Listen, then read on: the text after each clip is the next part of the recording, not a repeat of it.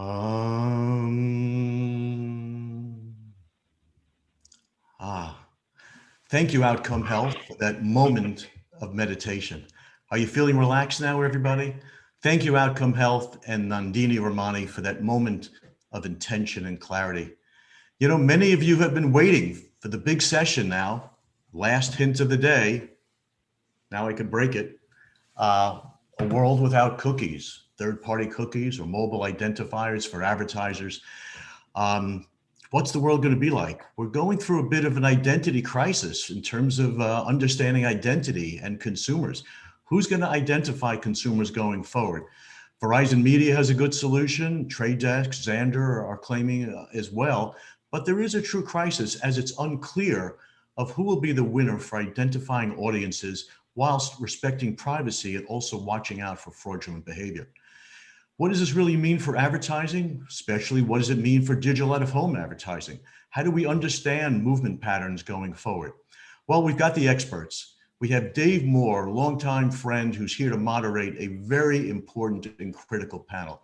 Dave, as you know, built 24/7 Real Media, and they're in Xaxis, and he's currently the CEO of BritePool, the identity targeting and attribution company. He's now moderating a panel of leading experts in this arena. Please remember to put your questions into the question bar, and then we'll get to the questions as the panel is winding up. So I'm now going to turn it over to Davey Moore. Dave, please take it away, and thank you. Thank you, Barry. It's a pleasure to be here with all of you today to talk about a very exciting, important, industry-changing topic. Cookies going away along with maids, which can arguably is even closer on the horizon. But before we get started, I'd like to have our illustrious panel introduce themselves. Thanks, David. I'll kick it off. This is Ari Buchalter. I'm the CEO of Place Exchange, a leading supply-side platform for out-of-home media focused on making the channel truly programmatic for buyers and sellers. Hi, my name is Mike Pisula, and I lead technology for Xaxis in the US. Xaxis is part of WPP and Group M, and is the programmatic arm of Group M. Hi, everybody. I'm Grant Simmons. I'm VP of Client Analytics at Kochava. Kochava is a mobile measurement provider, looking largely within the app space in terms of installs and engagement and take rates and tying that back to media. Thank you, guys. Before we get into a little more detail, I'd like to start with a big picture question that I have heard from a lot of different executives throughout the industry. Cookies going away, maids going away. Are they doing this for consumer privacy, really? Or is it a way for them to make their position in the industry stronger? What do you think? I'll just jump in. Hi. So, I mean, I think that there's generally the thought, or my thought is that the reason that we still have cookies and the way we do things the way we do them today is just simply a matter of inertia. So, you know, that we've been relying on a 20-year-old imperfect technology is really helping no one. So I think the intentions of Google and the intentions of Apple, we'll never really get to that truth, but it certainly helps them. But I think in a large sense that this is about, you know, it's kind of about time that we have a more holistic way of measuring digital out of home as well as digital online. Yeah, I think that's right. You know, this is probably a case where letting the free market compete with unfettered capitalism has probably not led to the best outcomes for, you know, people in general. And I think that the regulations we're seeing take hold now are going to lead to changes that, you know, companies probably would not have voluntarily made left to their own devices, but are going to not just benefit consumers, but I think help advertising become more relevant, more engaging generally. So I think at the end of the day, it's going to be for the best. Yeah, I think this move towards privacy is is you have to look at the player. I believe in Apple's case, the deprecation or the de facto deprecation of the IDFA is coming from Apple being a consumer privacy. It's baked into the brand at Apple. Now, the question is, Google will likely end up having to do something. Will it be because there's been a shot across the bow, or is it on the back of consumer privacy? And I guess at the end of the day, does it really matter? It's going to be a really interesting next 6 to 9 months based on these changes, because you combine that with the ability to bridge these audiences across platforms and across properties. It's going to have some significant effects for sure. You know, since I've been in the industry, what I've always heard is, how can we use consumer data? And I think what's happening in the industry now going forward is about how to use data to give consumers what they want. And that's really a seminal change overall. So third-party cookies going away by 2021. They're already gone with Firefox and Safari. Made IDFA, as an example, has delayed a few months, but they're going to be the first ones gone. And by the way, that is a bigger problem for the digital out-of-home industry. So what should the industry do? So just to jump in, I think what our industry, the out-of-home industry, should do first and foremost is to actively look to break out of the historical silo that out-of-home has lived in and pay a lot closer attention to what the rest of the industry is going to do around these changes.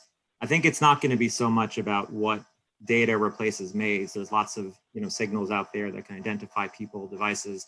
It's really about what methods are going to be used to drive targeting and measurement and advertising, which of course is not going away.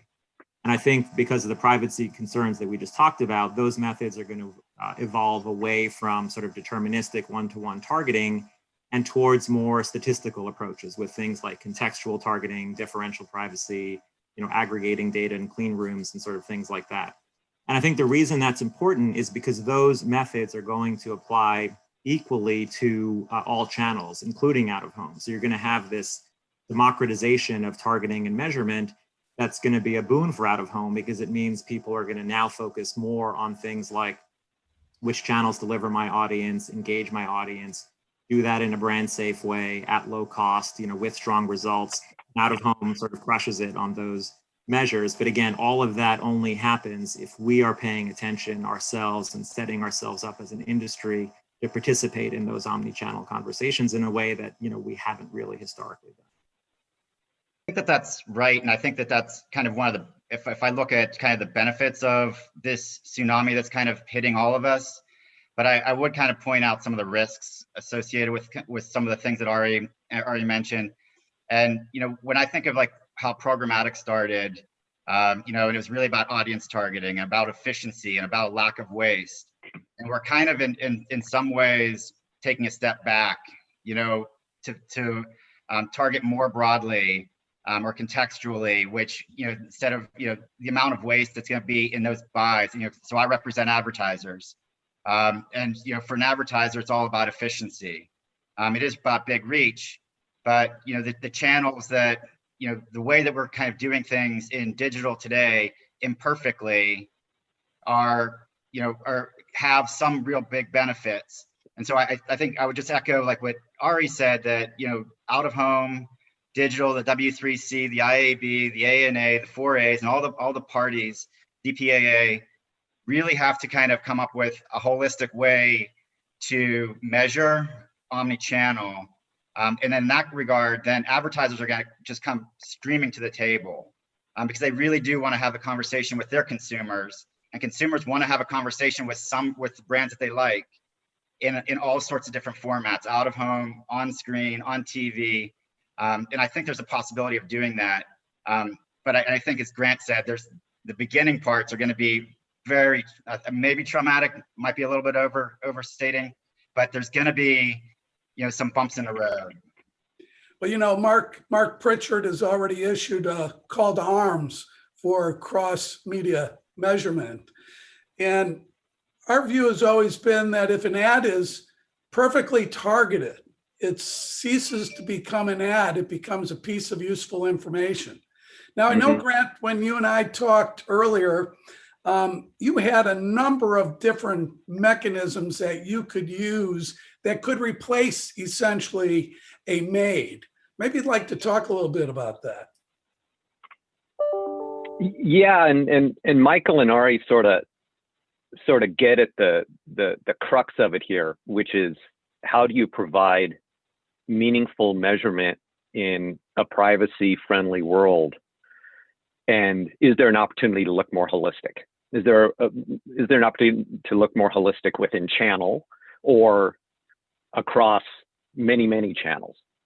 And so all of that needs tons and tons of data. And if you have enough kind of first-party data, you can go what Ari mentioned, which is a statistical route, which is if you have enough truth set data, you can start to inform a probability curve of, you can think of it as identity, meaning if you know, let's say where a digital billboard is placed and you have, precision lat long data tied to a first party identifier, well, you now have the mechanism which you can say, well, these first party devices as known by the brand or as known by Kochava within our collective database had an opportunity to have seen that billboard. And if you can take it a step further and then, lots of sort of bootstrap modeling techniques to create a panel which looks like that potentially exposed universe. And now let's watch those two downstream for a while. Well, then it gives a notion of lift. And it's statistical, it's probabilistic. At no point, if we could demonstrate that, this billboard placement outside of, let's say, Fort Lauderdale drove an incremental 10,000 installs, at no point could we ever grab those 10,000 installs, because at the end of the day, this is a modeling and this is a statistical approach that just needs a ton of data. This is the huge shift. And I don't want to paraphrase anything that Michael said, but this is the shift towards holistic measurement, in that if we think about the mobile measurement space, it was largely built on a foundation of real-time feedback, meaning, Kochava has 200 control endpoints across the planet, such that if an ad and an install happen, we can tie those things together and we can report back out to the programmatic parties that are interested, the advertiser that's interested, and anybody else that they want to receive that data. We'll let them know that answer in 150 milliseconds. That's what great. We're saying now is, let's back up and take a broader view of, did this media actually do anything interesting? So it sounds like Grant is not all that worried about MAIDs going away. But Mike, you are one of the masters of the workaround. And I'm sure there's going to be a lot of people trying to work around this situation. How do you view that activity, and do you think it'll be successful? Thanks for that, Dave. I would say that workarounds are going to fail, and I really hope that people start, thinking a different way, and working within the system a little bit. So I do sit in with the Googles and Facebooks and Criteos and 180 companies on the W3C. There's talking about a replacement for the cookie, and it's really, the conversations there are about answering marketing questions in a way that supports an ad-supported ecosystem. People don't like it necessarily because it's just extraordinarily disruptive. But as I said in the beginning, cookies are a terrible way to do things, and they're really inefficient. There's better ways to do it, and it's really been just a matter of inertia that we've kind of relied on these things. So I think workarounds are as clever as they might be, as we might think they might be, are just really not a great idea. I think that the system and environment can grow a lot faster if we actually do buy into a scalable solution. So let's talk about the consumer for a second, because ultimately they're the true customer, the audience, so to speak. Consumer consent is going to be paramount moving forward with regulation, varying across the world. How do you think about consumer consent, Ari, when it comes to your business? So I agree that consumer consent is paramount in our business. You know, unlike publishers of websites or mobile apps or social media platforms, you know, the out-of-home industry, with a few exceptions, but for the most part, you know, doesn't have a direct link to the consumers. So it's, you know, right, it's not a B2C business, it's B2C. And so I think for players in our space, you know, consumer consent will be a sort of secondary process that someone else will need to, you know, worry about. And I think, you know, we need to make sure that if data is passed along, we preserve the sort of knowledge of the proper, you know, opt-ins along the chain and all of that. But I think it's going to be more about partnership, you know, more about ensuring that whatever those mechanisms are, whatever data is being used, whatever methodologies, statistical methodologies are employed, that companies in our space are working with the right partners to be part of that process and part of that conversation. So again, out of home can derive the benefits. So what's it take to be a survivor in this new world? You mentioned partnerships, Ari. Are there going to be new identifiers? What other strategies are on the horizon to deal with this situation?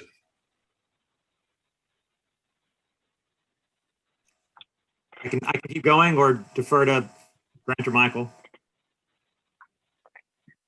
Looks like I'll let you start, Ari, and then we can go from there. Sure. Well, I think, look, you know, context is obviously going to be a part of it. I mean, I agree with Michael's point that, you know, it's only a proxy, but I think it's a pretty powerful proxy. And unlike the online world where context is about the content on the page, you know, in our space, it's about the physical environment, right? It's about the space that the consumer is in, you know, a doctor's office, a grocery store, proximity to a point of interest or retail location, or what's happening at that time at that place, right? For anything from the weather to an event happening. And I think those things can be powerful triggers for, you know, audience targeting, in addition to what, you know, Grant talked about, which is the use of statistical methods for, you know, audience targeting, where you may not know that any one individual is in front of a specific screen, but you know on average that this group of individuals tends to index high, not just at a zip code level, but against individual faces. And that can be, you know, pretty powerful. And so I think methods like that are going to prevail on the targeting side. And then on the attribution side, again, it's going to be statistical in nature, and that's okay, right? We're not going to know that these specific consumers saw the ad and this specific subset converted, but we're going to have pretty powerful machine learning techniques overlaid on large data sets that will get us pretty accurate understanding of performance. So if you think of traditional market mix at one end and the sort of deterministic one-to-one world we're in today on the other end, it's going to be somewhere in the middle, but I think the results are going to be very, very accurate and powerful. Yeah, for us, it's really, you know, given the question of what's it going to take to be successful, and I think Michael brings up a really, really important point, which is any sort of value you're providing, you're not going to be able to do it by skirting the rules. You have to embrace sort of the spirit of what these changes are about. And so then for us, and kind of pointing this finger at ourselves, our value rests in providing meaningful measurement in an increasingly non-deterministic world. And so as long as we sort of approach it through that lens, then I think we're going to be fine. But Michael brings up a good point, is that I think we're going to see plenty of skirting of the rules, and, you know, the jury's out on how long that'll last. You know, I can speak for Kochava that we like to keep our side of the street clean, but it's going to be a really interesting space to watch here for in the near term. The only thing I would add is, you know, I think that the companies that truly embrace technology heavily, making things as addressable, you know, even things like from everything from AI and ML to AR and VR, things that, you know, you have physical spaces, people want to engage with things and then learn from those things that people like. You know, it might not be the understanding that this particular person, but these are things that people like in this particular area. You know, and I think on the flip side, you know, how far are people willing, the consumer willing to accept things like facial recognition? You know, and kind of the things that are really on the cutting edge. You know, I think that the out-of-home piece is going to become more technology driven. They're going to have more ability to engage with it with certain things. And I think that those are things what the consumers like. And then I think we always had, you know, you and I, Dave, have talked a number of times about this value exchange that exists of free content for the consumer, but that never really quite resonated. I think that they deserve a little bit more to get something a little bit more out of it. So I think it is a good thing that the consumers, you know, laying aside what exactly Apple's and Google's intentions are, that the consumer should be at the center of kind of doing that, because that's what advertisers want to find the right consumers want to find the right brands. So yeah. So we've only have a few minutes left, guys. But I thought I'd ask you to put your visionary hats on and give me 20 to 30 seconds on where this industry is 10 years from now. And you can even talk about it 20 or 30 years from now. Why don't you start us off? Yeah, I'll start that. And I just think I think it's going to be more and more connected. So, you know, in a very privacy compliant way, that's going to basically, you know, me as an advertiser is going to know about all of these flocks of people that are interested in my things. I'm going to be able to talk to them in their car, on their refrigerator, while they're walking down the street, while they're browsing an app. Things are going to get more and more connected. And we're going to measure it in a fundamentally different way, and there will never be a pixel ever again. No more pixels. No more pixels. Yeah, I would agree that the questions that advertisers need answers to are like, that's going to be a given. If we were to future cast 10 years from now, that I'm still pretty bullish on blockchain approaches to assertions. I think that's going to play a massive role in advertising. I think it has the opportunity to provide a lot of trust, and it might afford us the ability to get back to real-time feedback in a meaningful way that's still anonymized. So I think that's where the validation and assertion technologies are going to play a huge role, I think, in the next 5-10 years. From my perspective, I think these changes, as I mentioned, are going to drive fundamental shifts in the media mix. I think a lot of the growth of digital over the last 10 years was because of the cookie and deterministic targeting and measurement. And again, that gets democratized. I think people look at the media mix through a new lens. 10 years out, I think digital out of home will be the majority of revenue in out of home, and out of home itself, I think, will be 10 to 15% of the media mix instead of the 4% today. I think most of digital out of home will be transacted programmatically, and that, you know, planning, targeting, optimization, measurement, all of that is going to be completely unified with the rest of the media mix. Well, when you think about the future, it comes down to 360 marketing, as Mike pointed out, reaching somebody in the morning with a ad in email or in a video, and having perhaps a text message in the mid-morning, and the ability to reach them with a movie in the evening. And of course, digital out of home is going to play a pivotal role in that, because they will be a part of 360 marketing, which allows an advertiser to have a very good understanding of what the audience will respond to and the type of attribution they can expect. Any other final comments, Barry? Great. That was a kind of great summary before a couple of questions. Dave, thank you for that wonderful kind of pulling it all together with 360 view. And you're right, digital out of home is going to play a powerful position in this. As Ari said, 10 to 15% of the media mix. That is a good place to go, and very true, I believe, in our minds. Let me go to a couple of questions, guys, and thank you for not only a great panel, but a very important panel. One question is, do you folks see that data firms like Google and Facebook will be entering into the digital out of home space, and can they provide deep audience profiling? And maybe that's Ari or Dave or anyone. Sure. I think, well, in some of those cases, they have already, started to make some forays into the space, but I don't think it's been to any material degree yet. But I do expect that to come, right? At the end of the day, as the panelists talked about, this is really about the 360 engagement. And as the moderator talked about, 360 engagement of the consumer. And I think, those companies, the largest media companies in the world want to be where consumers are and engage them in the most effective ways. Out of home is going to be an increasingly important part of that puzzle, not just a medium that amplifies other channels, but a primary channel in the mix. And I do expect to see those companies enter into the space. Yes. So there's this great tension, and it will continue to some degree, of the value exchange between privacy and consumers getting value out of the medium. This is also supplanted these days by everything going on, whether it's Twitter cutting out political advertising, or fake news, or so many call it assaults or whatever onto the public landscape, and it's a great dynamic tension going on. Where do you folks see this kind of at a high level holistically? Does the consumer evolve to become more sophisticated and say, I'm getting something for giving up this data?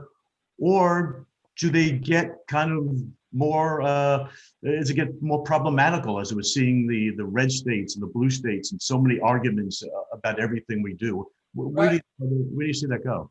That's a great question, Barry. And at BritePool, we've done a lot of research into the consumer. And we found that the consumer are concerned about three areas. One, they like to be more educated about what's happening to them, how targeting works, and so on and so forth. There's a real gap there in terms of education. Secondly, they'd like to understand how to control their data. And the fact of the matter is, the only person that can control your data is you. And understanding how to do it and turn up the knobs to the extent that it makes you comfortable.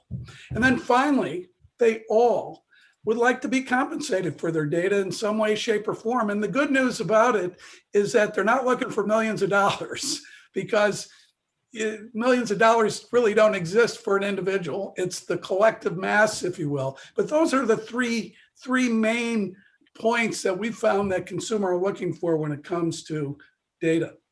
It's a great point, David, and your research on that is great. So you're right, and the consumer is responsible. The consumer can dial it up or dial it down, yet is that easier said than done? We have, you just said the mass consumers. Can this mass of consumers inculcate the knowledge to do this, or will they be threatened by it, or does that evolve? Well, look, it depends on the consumer. There's a lot of consumers, I'm one of them, that don't really care about their data so much. Now, maybe it's because I'm educated about it, but if you're going to try to teach me about it, I'm not going to really care. And in terms of control, I like advertising that's targeted to me. So I'm probably a bad example, but there's a lot of people that fall into my category. And then you have the entire end of the spectrum. So there's going to be, different shades of gray all the way through that. And I guess to your point, if someone is really concerned about it, they'll take the time and they'll figure out how to do it. And at the other end, most consumers do want relevant advertising because it's more efficient for them, and it's more powerful for them because it's relevant. That's great, Dave. This is a great panel. I may just end it on Ari because you made some excellent projections there on digital out of home. Maybe you'd like to just go through them quickly again, and if you'd like to expand on them in terms of digital relative to out of home and share and programmatic. The projections, sure. So, out of home as a share of the mix today in the US at least is only about 4%. And I think digital is only about 30% of that or so. But obviously, the digitization of our sector is proceeding rapidly. And so I was prognosticating that, not even 10 years hence, but I think, within the next 5 years, we'll cross over the point where, more than half of out of home revenue, at least, if not, faces are digital in nature, and that continues to grow. And then on the programmatic front, if we look at the online industry, mobile, video, 80-90% of those media are transacted programmatically. I see no reason why that wouldn't be the case for digital out of home as well, and even static out of home at some level as well, which is interesting. And then, again, because of the media mix shifts that I alluded to, I think that 4% of the pie that goes to out of home and place-based advertising generally is going to grow dramatically into the low double digits. Well, it's this knowledge and what DPW does here and putting together and helping to grow the digitization of out of home, which is good for media and good for consumers. Like we said, more relevant advertising, more powerful advertising, and also, of course, more relevant and powerful for brands. So Ari Buchalter has actually made some news this week, along with Frank Luntz, the Republican pollster, who made projections, along with Brian Stelter from CNN. And then as we kicked it off, Raja Rajamana from the CMO of Global for MasterCard marketing, he made some news too. So Ari, you've made news as well. David, you've inspired a great panel. Thank you also, Grant, and thank you, Michael. This was excellent, and more than that, it was an important panel. Let's see how this all evolves. Okay, thank you, folks. We're going to now go to a video. We're going to see my friend Achira Janae from Tokyo, and then Jim Wilson, who's a great leader in the out-of-home space. And also, we're going to see some of our DPAA DNI work. So let's go to the video, and then we'll be back in a moment. Thank you.